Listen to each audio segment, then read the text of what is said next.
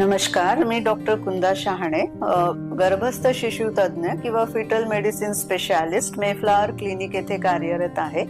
गेल्या 15 वर्षापासून मी इथे कार्यरत आहे नागपूर येथे. आणि आज मी डिस्कस करणार आहे ऑलिगोहायड्रोमनियोस प्रेग्नन्सी मध्ये होणारा प्रॉब्लेम. ऑलिगोहायड्रोमनियोस म्हणजे नक्की काय, तर ह्याच्यामध्ये प्रेग्नन्सी दरम्यान बाळाच्या आजूबाजूचं जे पाणी असतं त्याच्या काही इंडेक्सेस ठरलेले असतात आणि ते आपण कॅल्क्युलेट करतो 24 वीक्स नंतर, म्हणजे second trimester, late second trimester मध्ये.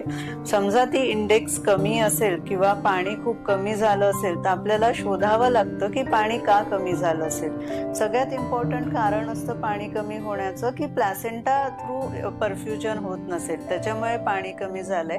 सेकंड कारण असू शकतं की बाळाच्या किडनी डॅमेज आहे, त्याच्यामुळे बेबी युरिन फॉर्म करत नाहीये आणि पाणी कमी झालं आहे. तिसरं कारण असू शकतं की मदरला लिकिंग झालेली आहे आणि पाणी खालून निघून गेलेलं आहे. असे मल्टिपल कारणं त्याच्यात असू शकतात, पण कारण शोधून त्याचं ट्रीटमेंट करणं हे आवश्यक असतं.